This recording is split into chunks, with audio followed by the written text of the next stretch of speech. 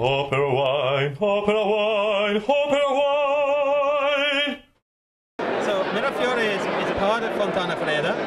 It's a historic name. Where's the name come from? The name comes from the first owner of Fontanafredda was the Count Emanuele di Mirafiore, the firstborn son of the first King of Italy, Victor Emanuel II. He founded the winery in 1858. And the wines from Mirafiore are a slightly different style to the Fontanafredda style, I think.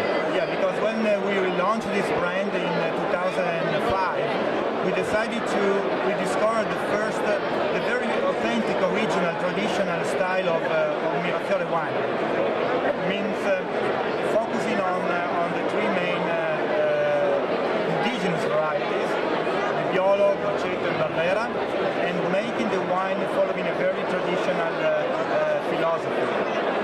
All our wines are macerated for a very long time. So for example, the Barolo Riserva that we are showing today has been macerated for 50 days. Can I taste it? Of course. It's, and after the maceration, we age the wine for 4 years in large Slavonian oak casks. So no barrique? No barrique. No, because when the winery was founded, the barrique was not part of our tradition. So only large Slavonian oak casks. This to me does taste like a very traditional Barolo. The tannins are quite evident, but maybe a little bit softer than they would have been, definitely softer than they would have been in the past, and with the fruit more apparent. Actually, there is the Serralunga terroir behind this wine, so Serralunga means power, means complexity, and also elegance. But it's not ready for drinking. I think this is a wine that needs some time. Of course, it's in the traditional style. Of course, we need to give time to the wine to express it.